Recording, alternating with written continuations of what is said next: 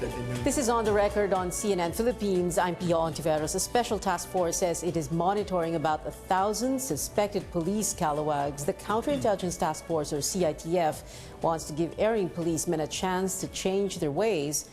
Otherwise, their days are numbered. Our George Giles has that story. Kayong silbi para sa akin, salot kayo sa lipunan. Winawarningan ko kayo, kayong mga pamilya nakikinig ngayon, nandito itong mga asawa ninyo, kapatid, anak. Huwag tayong magsisiyan.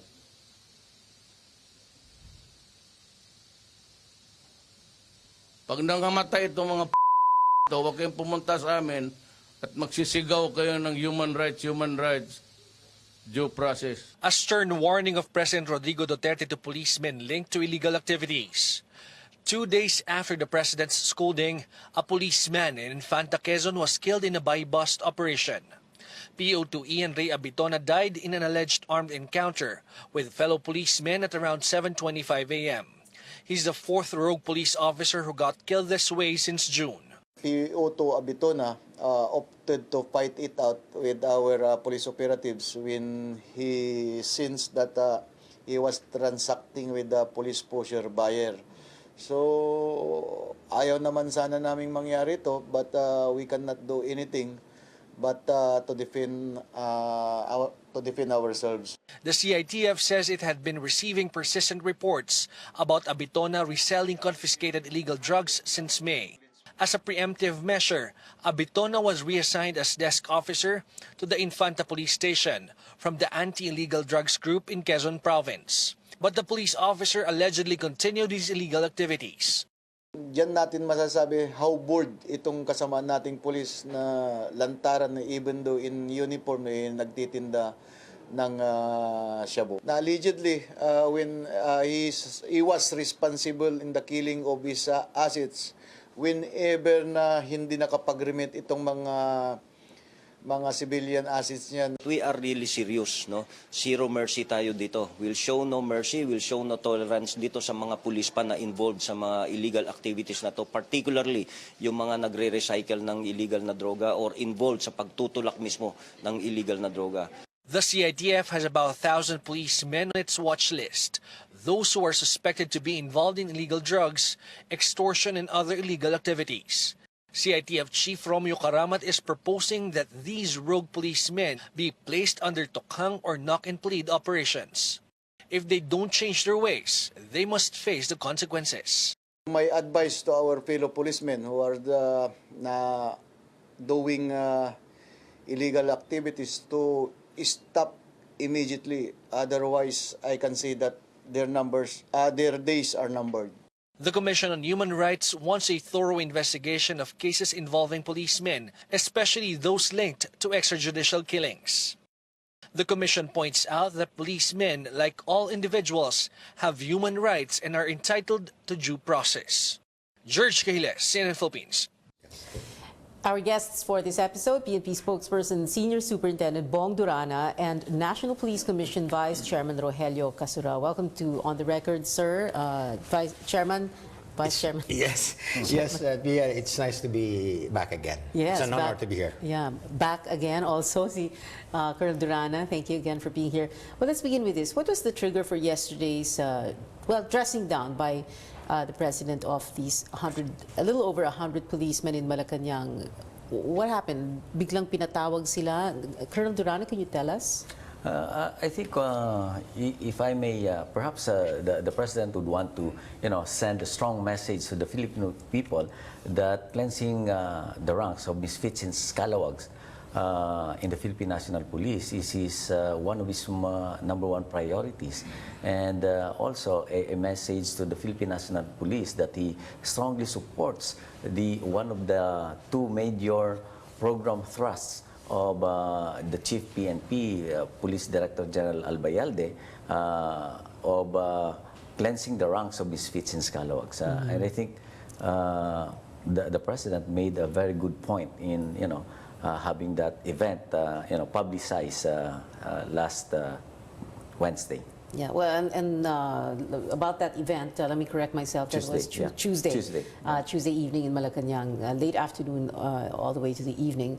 But there were, well, Ina Andolong was reporting that night. She was saying there were 102 policemen present at the time, and their ranks were anywhere between PO1 to Chief Inspector, correct, sir? Yeah. And their units, they belonged or they came from the Majority of them NCRPO? came from the NCRPO because the nearest regional police office, and I think a handful came from PRO3 and Southern Tagalog Calabarzon. Yeah, PRO3 meaning Central Luzon, so galing sa Pampanga and Calabarzon, Laguna.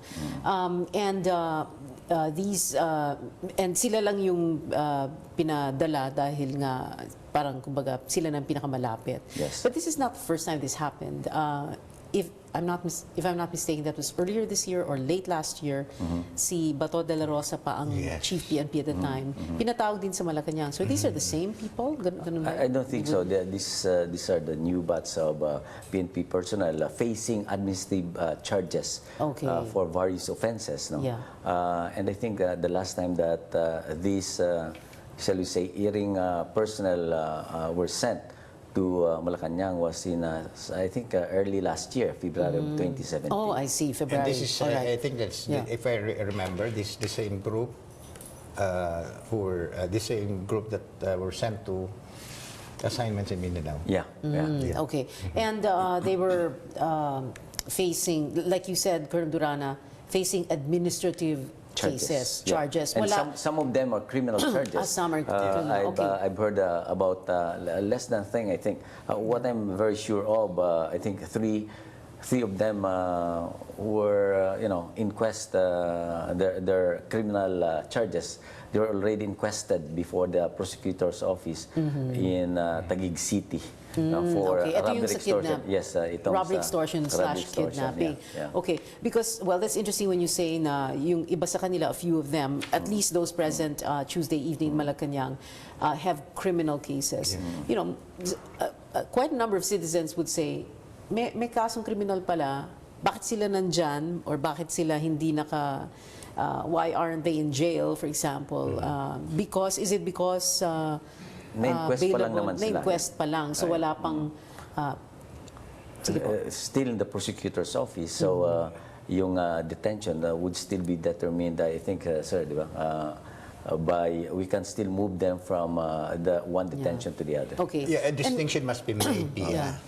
If a case is something that is inquisible, there are it's actually a query to the fiscal's office whether per the account of the commission of the offense, whether they can be detained immediately or they may be released for further investigation.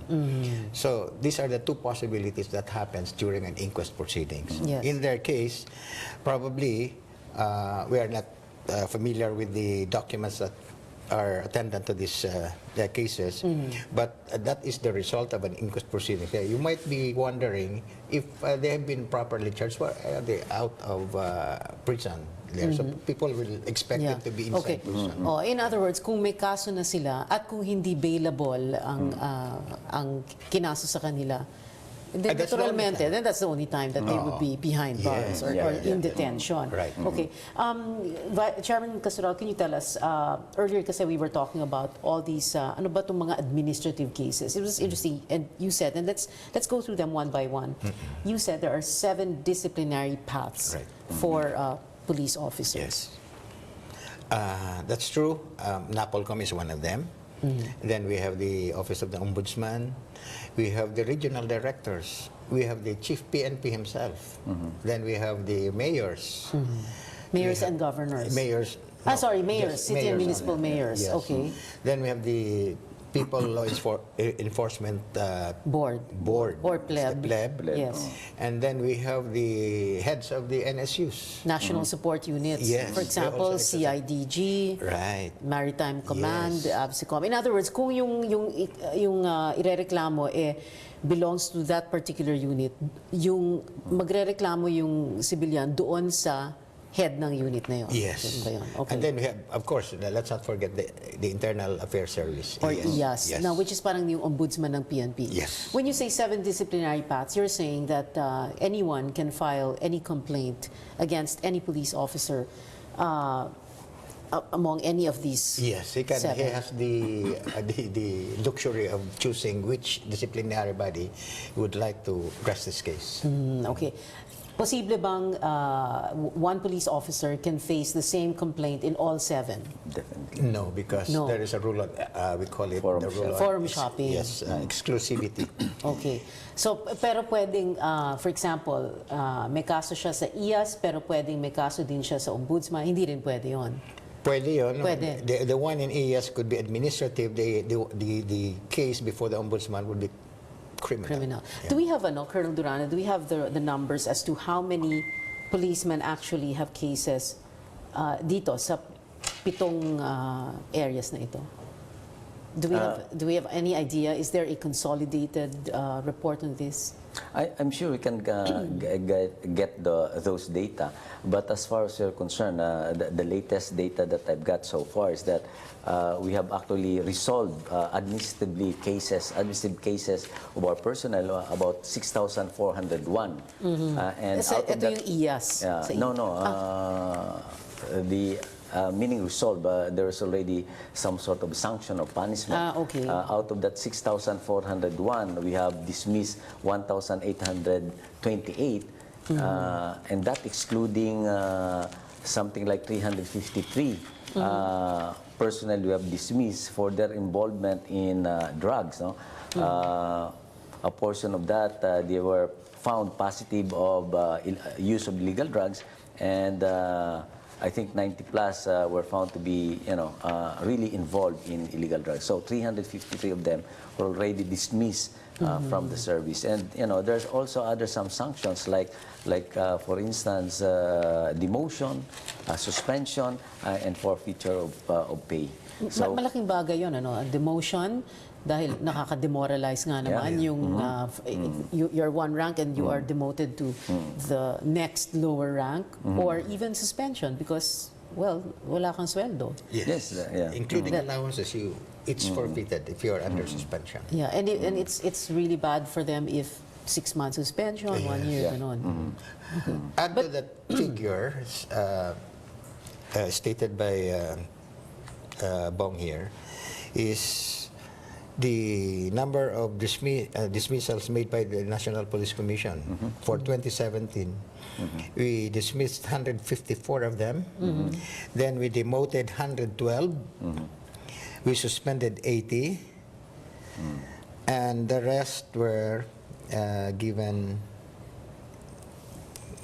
were dismissed. The cases were dismissed because of lack of substantial evidence.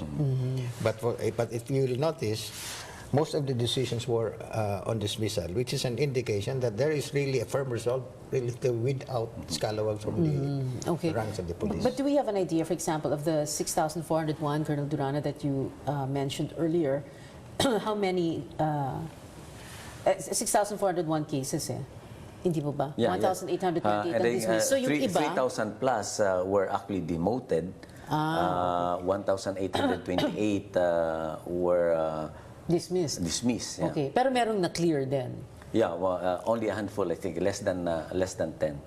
Oh, Yeah, wow. less than 10. Oh, okay. So you can see right from the data that I've stated that we are really serious about reading our ranks of misfits and scalawags.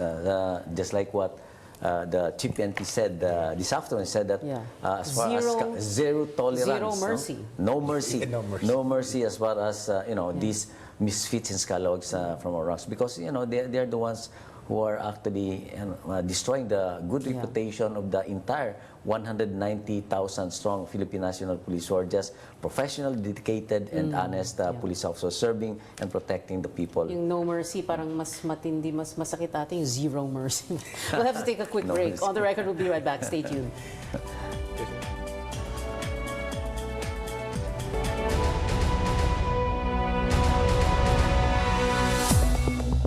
Welcome back to On the Record. Still with us, PNP spokesperson, Senior Superintendent Bong Durana, and National Police Commission Vice Chairman Rogelio Casura. We're talking numbers here about, and earlier, Colonel Durana, you were saying how serious the PNP is in weeding out the scalawags, the misfits, simply by showing us the numbers. Very few actually get cleared. But at the same time, is there an assurance that there is due process, that you do follow the rules, that they get a fair shake? Definitely, if we can give due process to the criminals, we can likewise give due process to our people. And definitely the NAPOLCOM would really ensure that due process is being observed by the Philippine National Police. They are actually our supervisor, making sure that we follow the policy, whether administrative and operational, that the Philippine National Police follows these policies being promulgated by the NAPOLCOM. Vice Chairman Casura. Yes, that's our lookout actually. And in fact, we are very happy that there has been a good medium of interaction between the NAPOLCOM and the PNP hierarchy, because we are all in unison in rallying behind the intentions of the President to really put this society back to order. Yes, And that's why we don't waste time coordinating with each other when it comes to the implementation of all the policies of government regarding criminality. Well, the other day, and just a while ago, we were showing, we aired George Cayles's report. We used that soundbite of the President. He had very, very harsh words for the policeman that he was talking to. As a matter of fact, he said, and I quote, I won't repeat the mga mura. Ano na lang sabi niya, wala kayong silbi, salot kayo sa lipunan, wina-warningan kayo, kayong mga pamilya at nakikinig ngayon, nandito itong mga asawa, kapatid, anak ninyo, huwag tayong magsisihan. Pag namatay ito, huwag kayong pumuna sa amin at magsigaw kayo ng human rights. That was if we're not mistaken, that was the first time the President used those words on policemen, right? What kind of an effect does that have, Vice Chairman Casura? Well, my impression there is he really manifested his Galit talaga siya. he was very, very mad, infuriated, because I think this incident was preceded by policemen being caught by... Yung sa Taguig. Yes, Yes. because of kidnapping for ransom charges. So I think there were two incidents before that really drove the President to make that emphatic remark that you guys who are in the police service, you're even worse than the ordinary criminal. Because you use the uniform, you had been fed, you had been trained by a government, and you are fighting government in the commission. So that was really understandable, and it was a good point that he was stressing there. That there is no mercy really for criminals who are in uniform. Well, apparently, really no mercy. Earlier today, a policeman was killed in Quezon for, well, alleged persistent reports he was selling confiscated drugs. This was in Colonel Durana, it was in Infanta, no? Counterintelligence Task Force, Yes, CITF. Yung CITF, ito yung, hindi naman ito bagong unit. This has been in the PNP for 1-2 years. 1-2 years. Yeah, Okay. but we have different counterintelligence units within our intelligence community. But this one, because we want really to give teeth to our counterintelligence effort. That's why during the time of General De La Rosa, he actually organized this counterintelligence task force to really give more teeth in our efforts to rid our ranks of misfits and scalawags. I'm going to ask some questions about yung may sinasabing ang 1,000 na minomonitor. But before we go to that, I wanted to ask about this particular policeman who was killed in that encounter. Well, actually, it was by bust, and then nanlaban daw, and kaya't napatay siya. But the report was that he was reassigned to do desk work in the Infanta police station.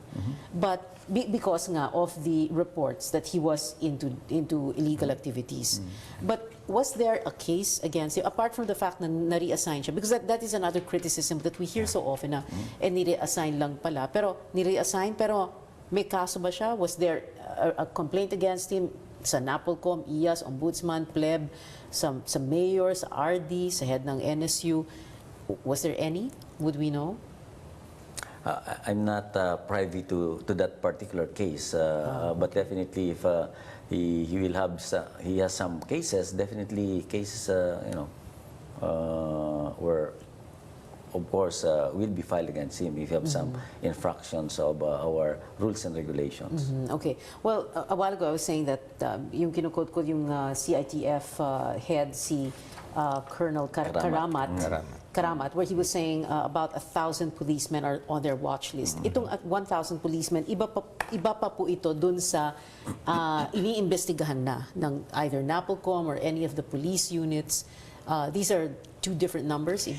This could be a mixture of these Okay. things, because the reason why this group was singled out is precisely because of their pending cases, and some are products of intelligence work.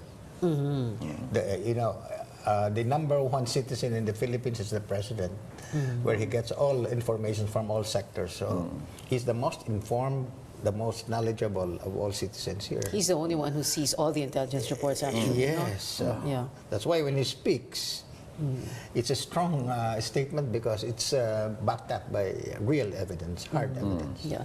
Well, we mentioned Colonel Karamat. It's interesting the words that he used when he said that they were going to do tokhang on these people. And then he said, my advice, and we quote, "My advice to our fellow policemen who are doing illegal activities to stop immediately, otherwise I can see that their days are numbered." Ano kayang ibig sabihin nito? Probably days are numbers that we would be relentless and surgical in our counterintelligence efforts. Counterintelligence can either be passive or active. Taking police action against these erring cops can be considered an active stance as far as counterintelligence is concerned, and that may involve probably arrest. And if they, of course, our counterintelligence personnel also have the right to defend themselves if in case there's some resistance to their lawful conduct of arrest. So, definitely doing tokhang on this 1,000 plus tokhang is actually a persuasive attempt. Parang on the part. kakausapin. Yeah. Colonel Durano, we'll talk about that in just a bit. We'll take a very quick and short break first. This is On the Record on CNN Philippines.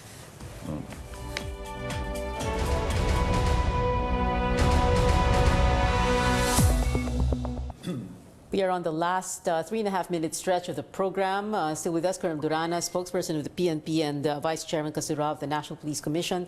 Colonel Durana, you already mentioned yung tokhang. Sinabi na nga ni Colonel Karamat of the CITF, or Counterintelligence Task Force, na itotokhang na lang daw nila itong mga police. They will knock and plead, kakausapin itong mga 1,000 na minomonitor nila. How are they going to go about that? Tokhang is, using persuasive power of the police to, remind them to stop their illegal activities. So some of them may probably, be sensible enough to heed the appeal of their fellow police officers, but we have to give them chance, by all means, by all peaceful and decent means. But if they insist on insist on their crooked ways, we don't have any other choice but to be surgical in chilling in our police operation against Crooked them. ways. You sound like you're quoting the Bible. Turn from their crooked ways. And you think that they will? Well, for example, yung mga ninja cops, those who sell. We are all Christians. We have to give a second chance to our fellow man because our God is a God of second chance. Okay. Vice Chairman Kasural, ang NAPOLCOM ba, you believe in giving these policemen a second chance? Well, that's precisely what the president did to them. They were warned. Yeah. Na huwag kayong gagawa kasi may kalalagyan talaga kayo. That means, kaya sila winawarningan ng ganon because the effect is, it's practically saying, I'll give you another chance. Just reform, amend your ways, because if you don't listen to me, something really will be done to stop your activities. Yeah, well, those who take up the sword, I guess, die by the sword. Or Anyway, so final words. Let's have Colonel Durana first and then Vice Chairman Casurao. Yeah, I think I just would like to reinforce the message of our counterintelligence task force head, Colonel Karamat, that and just like what the president said, everybody should avail of this appeal, giving them a second chance to turn from their wicked ways, no? And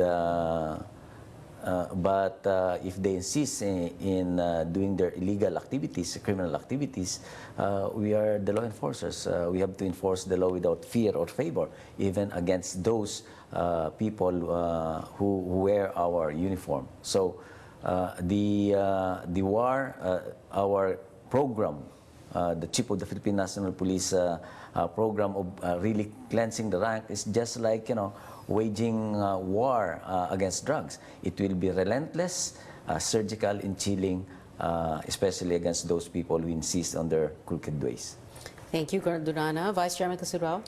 Yes, Pia, may I just share what happened just this afternoon in our committee hearing before the Public Order, Committee on Public Order. yes, Sa House of Representatives. yes, which is chaired by the very hardworking Congressman Romeo Acop. Former Police General. Yes. So he knows what he's talking about. And co-chaired by Congressman Paul Batawil.